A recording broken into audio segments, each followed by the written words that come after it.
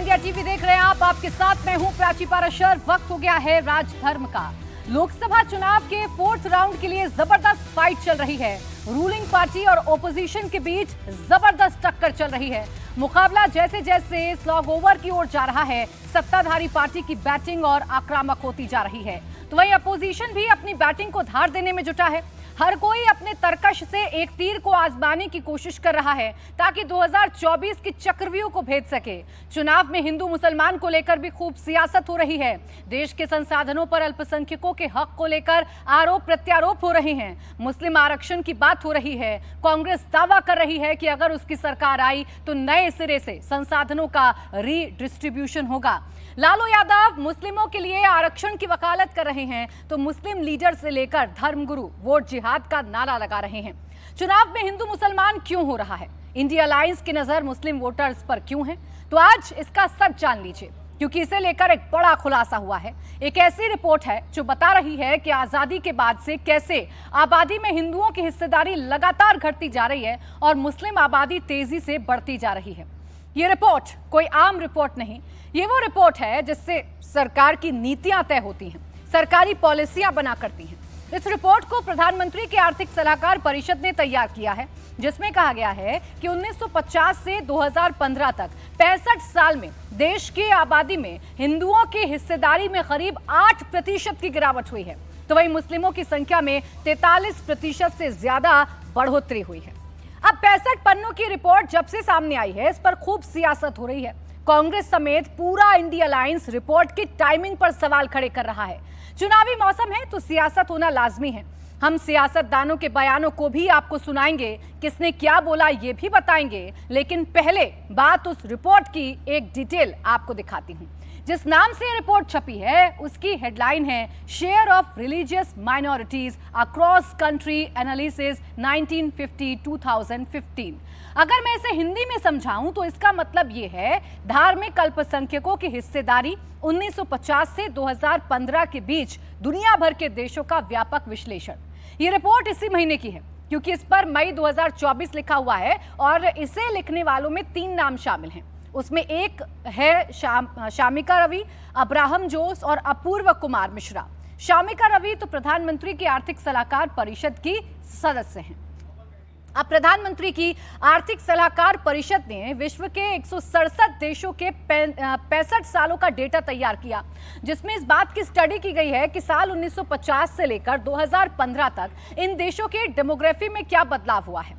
167 देशों की स्टडी में जो बड़ी बातें सामने आई हैं, उसमें देखा गया है कि ज्यादातर देश जो नॉन मुस्लिम हैं, वहां की बहुसंख्यक आबादी में गिरावट आई है, लेकिन वहीं जहां मुस्लिम बहुसंख्यक हैं, उन देशों में मुस्लिम आबादी में बढ़ोतरी हुई। भारत और नेपाल में हिंदू मेजॉरिटी में हैं, तो दोनों देशों में उसकी हिस्सेदारी घट रही है। वहीं पाकिस्तान, बांग्लादेश और अफगानिस्तान में मुस्लिम मेजॉरिटी में हैं, तो वहां उनकी आबादी बढ़ रही है। रिपोर्ट में क्या कुछ लिखा गया है, किन किन बातों पर ध्यान दिया गया है, उसे डिकोड कर अब मैं आपके सामने रखने जा रही हूं। सबसे पहले आपको रिपोर्ट के पेज नंबर 2 के पहला पैराग्राफ के बारे में बताते हैं, जिसमें लिखा गया है 167 countries in our analysis, the average value for the share of the majority religious denomination in the baseline year of 1950 is 75%. The mean of the distribution capturing the change in majority religious denomination between 1950 and 2015 is -21.9. This means that globally the share of the majority religious denomination has gone down by approximately 22%. In other words, on an average, the world has become more heterogeneous in the period under study. अब इसका मतलब यह हुआ कि report को तैयार करने के लिए 167 देशों के डेमोग्राफी की स्टडी की गई। इन 167 देशों में साल 1950 को आधार माना गया। उस वक्त बहुसंख्यक आबादी 75% या उससे ज्यादा थी। स्टडी में यह पाया गया कि 1950 से लेकर 2015 तक यानी इन 65 वर्षों में बहुसंख्यकों की आबादी में 21.9% यानी करीब 22% की कमी आई है।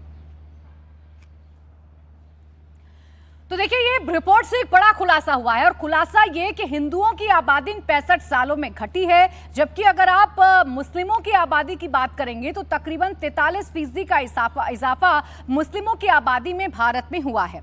अब रिपोर्ट का पहला पेज आपने देखा, अब दूसरे पेज के तीसरे पैराग्राफ में जो लिखा गया है वो भी बहुत चौंकाने वाला है। रिपोर्ट में लिखा गया है, in keeping with the global trends of declining majority, India too has witnessed a reduction in the share of the majority religious denomination by 7.81%. This is particularly remarkable given the wider context within the South Asian neighborhood where the share of the majority religious denomination has increased and minority populations have shrunk alarmingly across countries like Bangladesh, Pakistan, Sri Lanka, Bhutan and Afghanistan. It is not surprising therefore that minority populations from across the neighborhood come to India during time of duress. Report में बताया गया है कि जिस तरह से दुनिया के देशों में ट्रेंड दिखा कि वहां मेजॉरिटी की आबादी में गिरावट आई, ठीक वैसे ही भारत में भी मेजॉरिटी पॉपुलेशन यानी हिंदू की हिस्सेदारी में 7.81% की कमी आई है। लेकिन भारत के पड़ोसी देशों में जैसे बांग्लादेश, पाकिस्तान, अफगानिस्तान में बहुसंख्यक आबादी में इसके अपोजिट यहां बहुसंख्यक आबादी में बढ़ोतरी हुई है, जबकि इन देशों में अल्पसंख्यक आबादी में कमी आई है।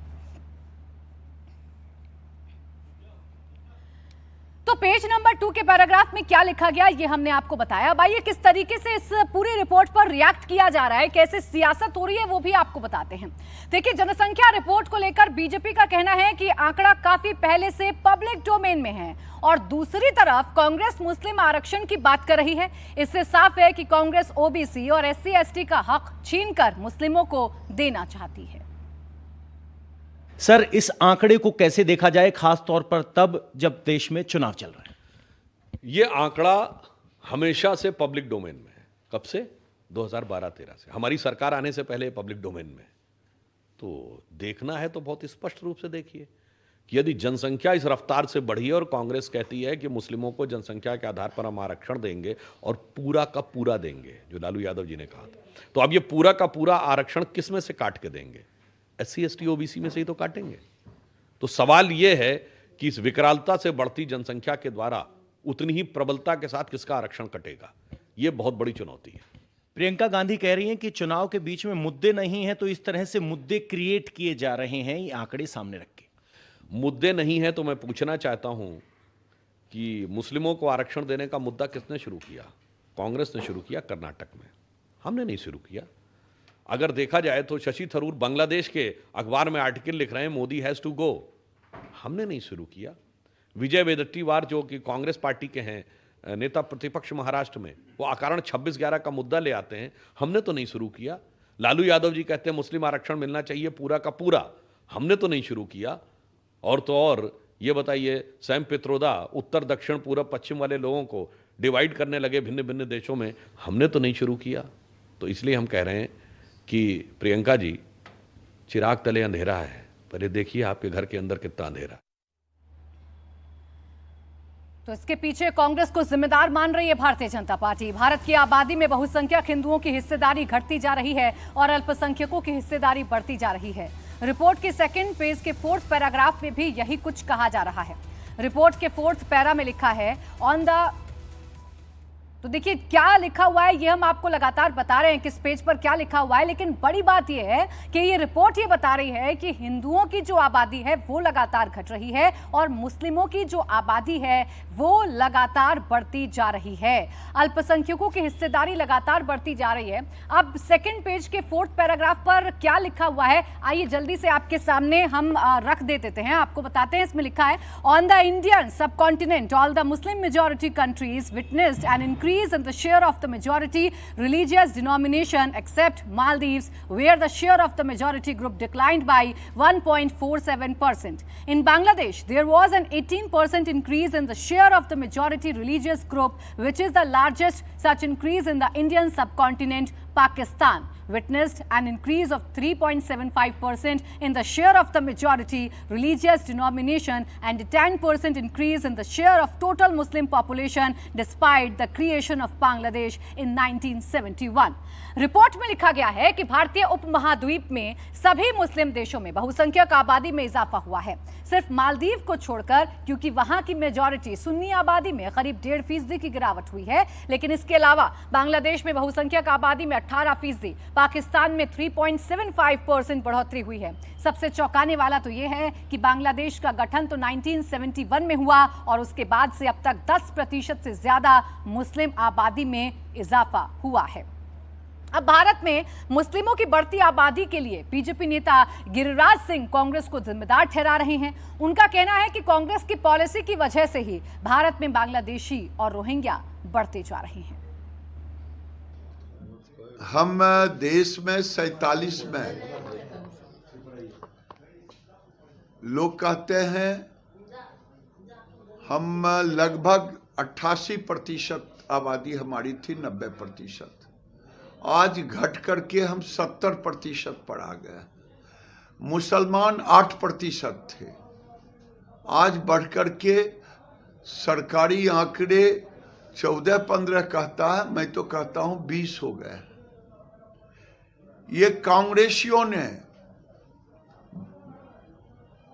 बिहार सहित तमाम देश को धर्मशाला बना दिया। 1971 में जो बांग्लादेश से जो बांग्लादेशी घुसपैठी आए, उस समय से इन्होंने एक तरह से चारागाह बना दिया भारत को, बिहार को।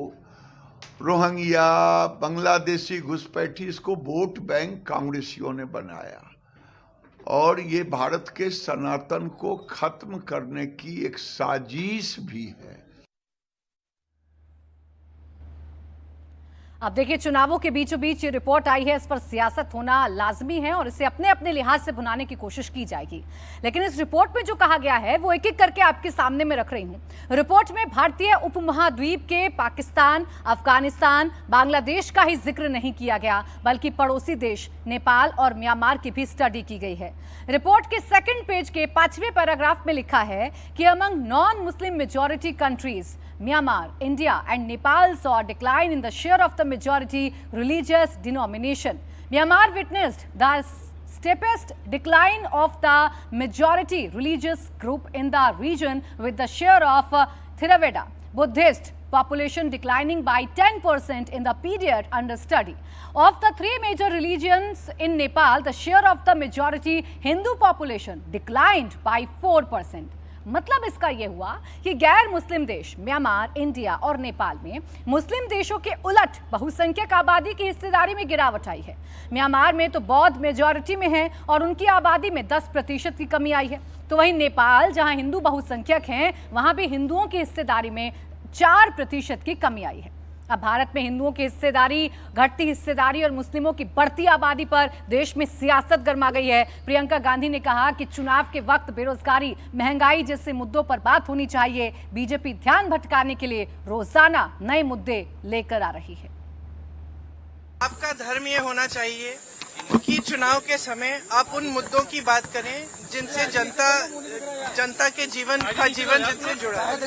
ठीक है, ये मुद्दे नहीं है। मुद्दे हैं बेरोजगारी, मुद्दा है महंगाई, मुद्दा है महिलाओं पे जो अत्याचार हो रहे हैं, मुद्दा है कि किसानों के साथ क्या हो रहा है, किसान क्यों कमा नहीं पा रहा है खेती से, उनके लिए क्या किया है सरकार ने, ये है मुद्दा। लेकिन गिरिराज सिंह कांग्रेस को दोष दे रहे हैं इसके लिए। किसी को भी कुछ भी बोल दें, ये लोग तो कुछ भी बोल दें, रोज रोज कुछ नया बोलते हैं, अपने आप कोई मुद्दा निकालते हैं। तो मैं आपसे आग्रह कर रही हूँ कि आप मीडिया हैं, आप कम से कम चुनाव के समय वो मुद्दे उठाएं जिनसे जनता का ताल्लुक है। जनता को मतलब आज किस चीज से है, महंगाई से है, बेरोजगारी से है, खेती में जो मुश्किलें हैं उससे है। तो अब देखिए, प्रियंका गांधी भले ही ये कह रही हों कि ये मुद्दा नहीं है, लेकिन आम जनता से आप बात करेंगे तो ये कितना बड़ा मुद्दा बन सकता है, ये आपको समझ में आएगा। अब इस रिपोर्ट की खास बातें क्या हैं, ये मैं आपको बताती हूँ। आखिर क्यों ये रिपोर्ट सामने आते ही घमासान मच गया है, इसके पीछे वजह क्या है, विस्तार से जान लीजिए। रिपोर्ट के मुताबिक 1991 में भारत में हिंदुओं की आबादी 84.10% थी, लेकिन 2015 में ये घटकर 77.52% रह गई, यानी कि 7.82% की गिरावट आई। इसी तरह 1950 में देश में मुस्लिम आबादी 9.80% थी, जो अब बढ़कर 14.02% तक पहुंच चुकी है। 65 साल पहले भारत में 1.24% सिख थे। इसके बाद सिखों की आबादी में मामूली बढ़ोतरी हुई। 2015 में देश की कुल आबादी में केवल 1.85% ही सिख थे।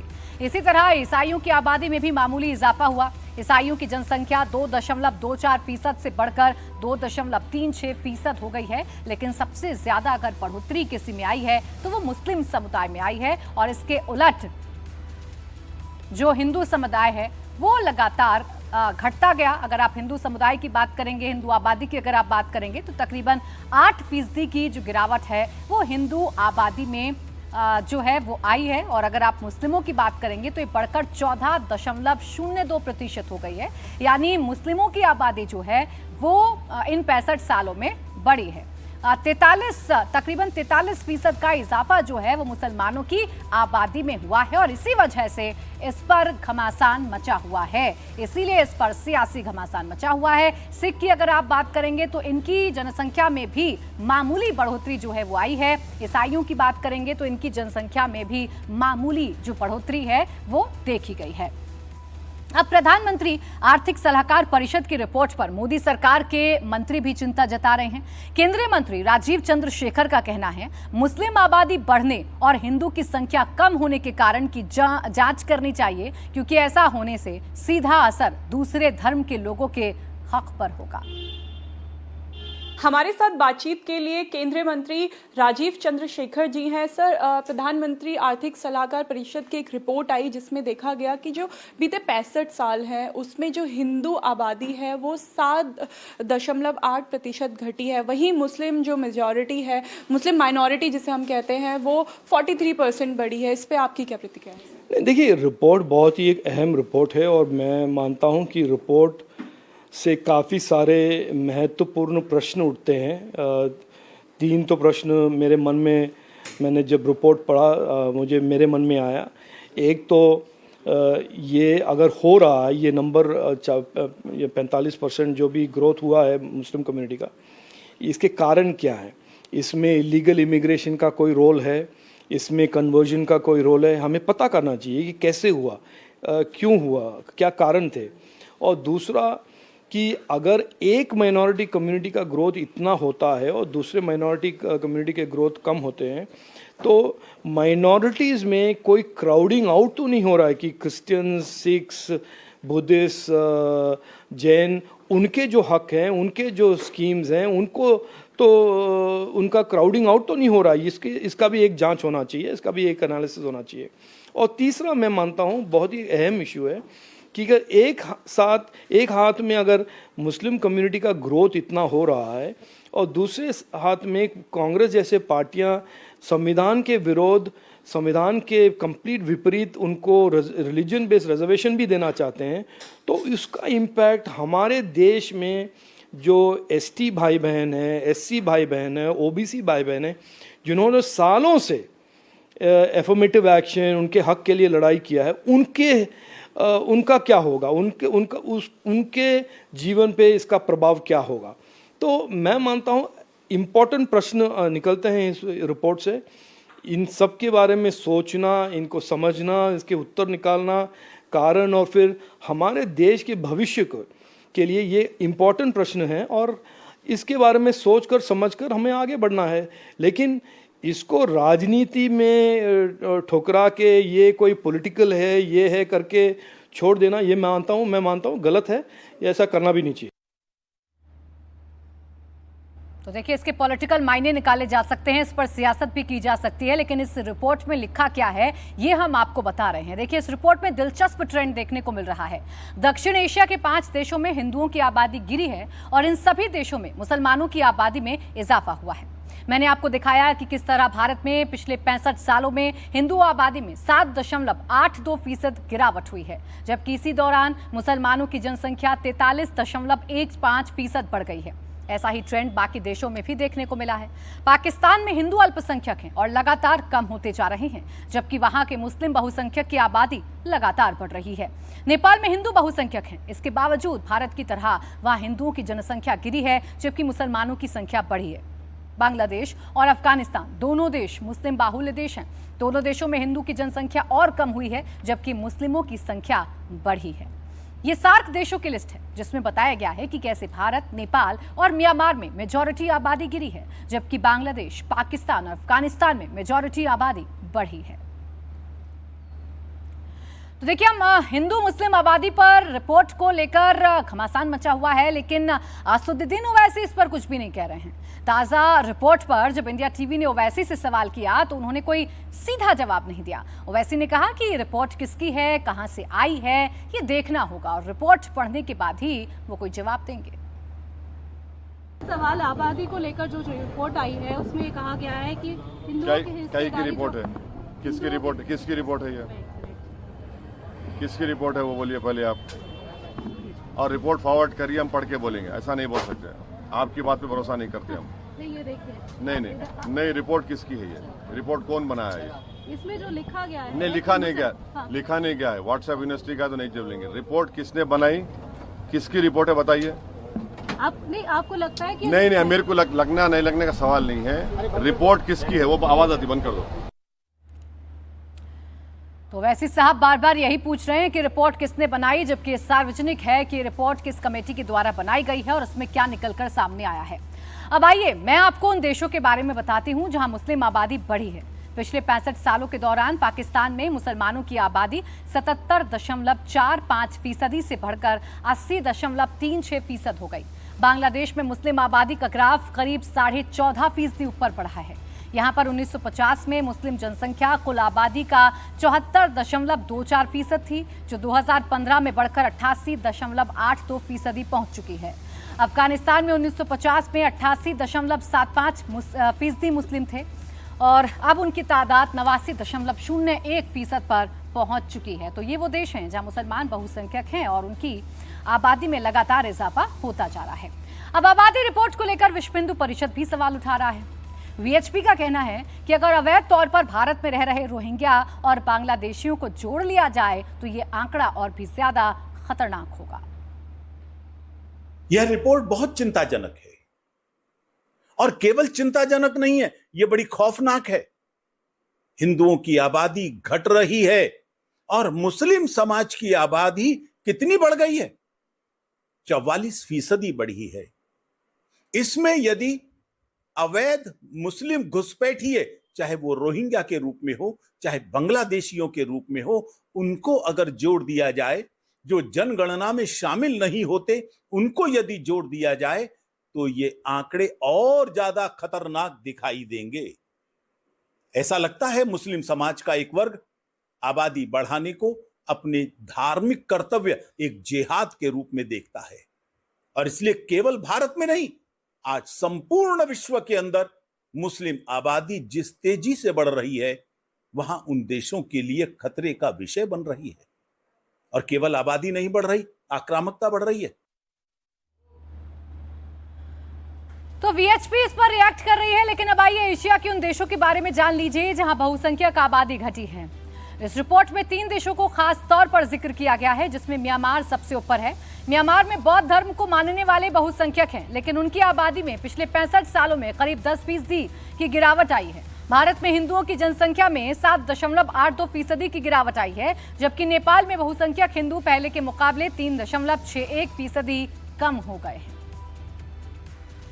तो ये वो देश है जहां की आबादी, यानी कि जो बहुसंख्यक आबादी है वो गैर मुस्लिम है और वहां पर बहुसंख्यक आबादी में गिरावट महसूस की गई है।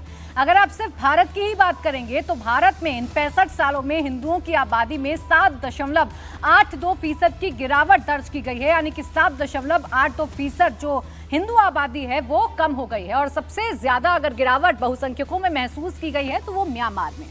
अब मामला मुस्लिम आबादी से जुड़ा है, इसलिए खुद को मुसलमानों की हितैषी बताने वाली पार्टियां इस रिपोर्ट पर सवाल उठा रही हैं।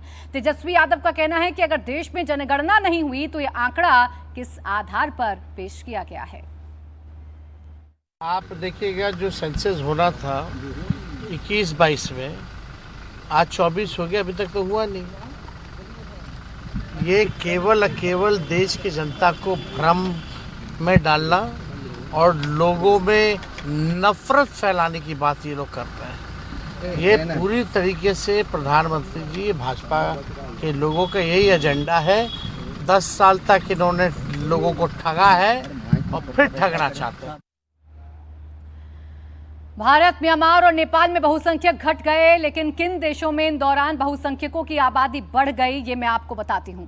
रिपोर्ट के मुताबिक 1950 से 2015 के दौरान पाकिस्तान में बहुसंख्यकों की आबादी 3.75% बढ़ी। अफगानिस्तान में आंकड़ा 0.29% रहा, तो अफगानिस्तान में बहुसंख्यक आबादी में 14.5% का इजाफा हुआ।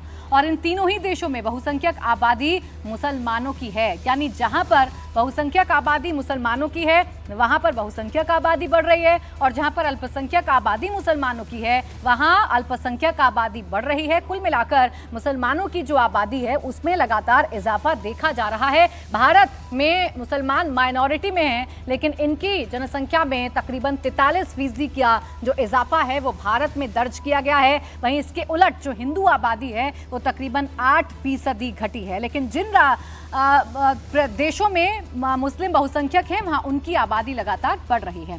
अब देखिए, इस पर अब लगातार जो सियासी प्रतिक्रियाएं हैं वो सामने आ रही हैं। बीजेपी का कहना है कि डेमोग्राफी ग्राफ का चेंज होना विकास में रोड़ा साबित होगा, लेकिन इस वास्तविकता को स्वीकार करते हुए जनसंख्या असंतुलन का समाधान करना ही होगा।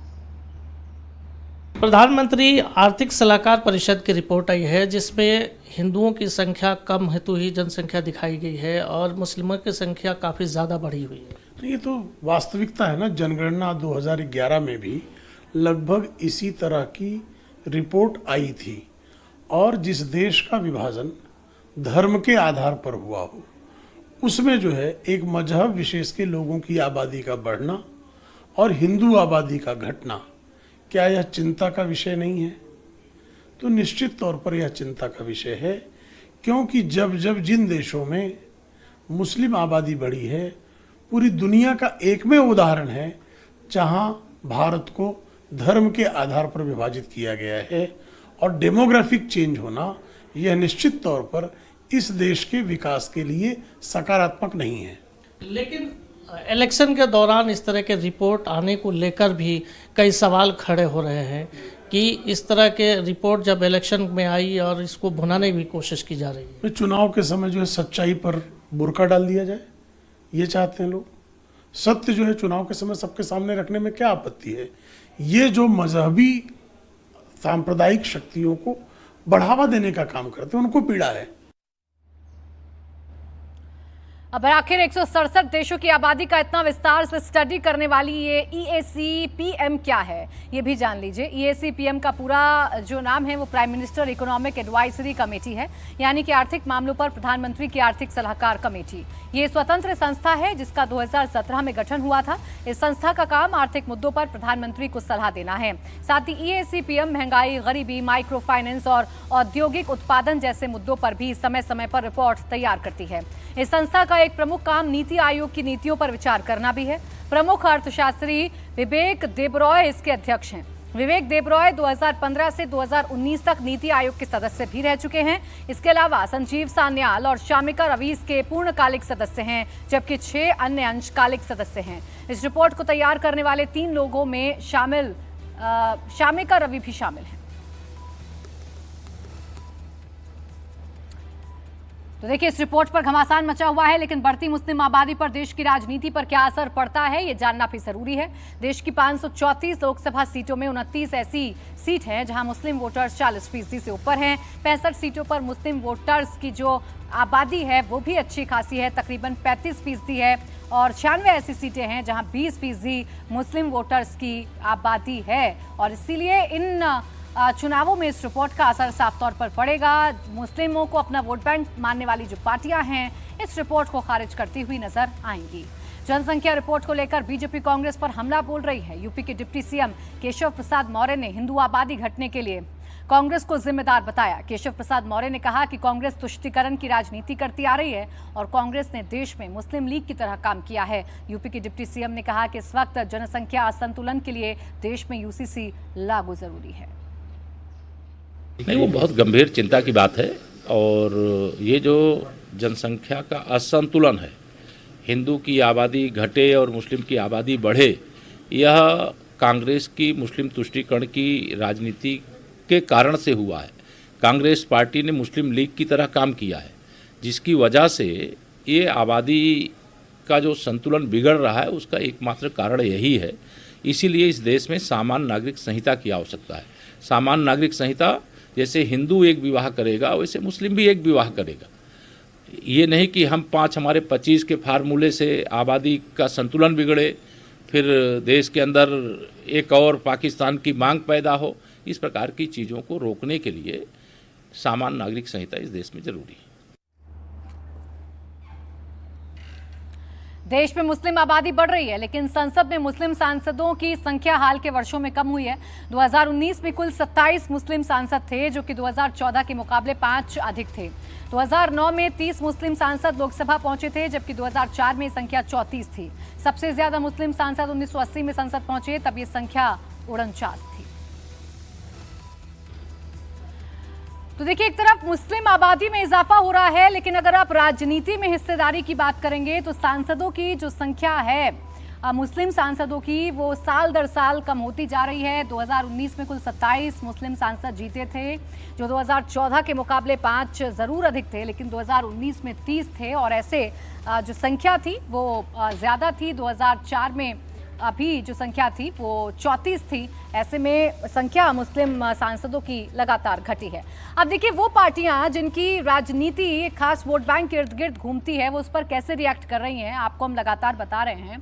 आरजेडी प्रवक्ता मनोज झा हैं, उन्होंने ये दावा किया है कि चुनाव के असल मुद्दों से ध्यान भटकाने के लिए रिपोर्ट जारी की गई और बीजेपी जानबूझकर रोजाना ऐसे चैप्टर क्रिएट कर रही है। इसमें जनगणना हुई है क्या? देश में जनगणना तो हुई नहीं है, जो 21 में होनी थी। तो ये कहां से सपना आ रहा है? ये मैं बार बार कह रहा हूं कि मंडल कमीशन पर चर्चा ना हो, कर्पूरी जी के आरक्षण की व्यवस्था पर चर्चा ना हो, संविधान पे चर्चा ना हो, तेजस्वी जी के नौकरी मॉडल पे चर्चा ना हो, तो जो जनगणना हुई ही नहीं। ये सब मैं कह रहा हूं कि देश के साथ ये नफरत की फसल लगाने का काम हो रहा है। जब जनगणना नहीं हुई तो आंकड़े कहां से आए? हम तो परेशान हैं, जनगणना करवाओ, उसमें जातिगत जनगणना भी कराओ। जनगणना हुई नहीं, सपना आ गया। ये झूठों के बादशाह है और प्रधानमंत्री जी झूठों के शहंशाह है। शहंशाह और उनकी टीम में कोई भरोसा नहीं। ये भैंस मंगलसूत्र के बाद अगला चर पड़ा।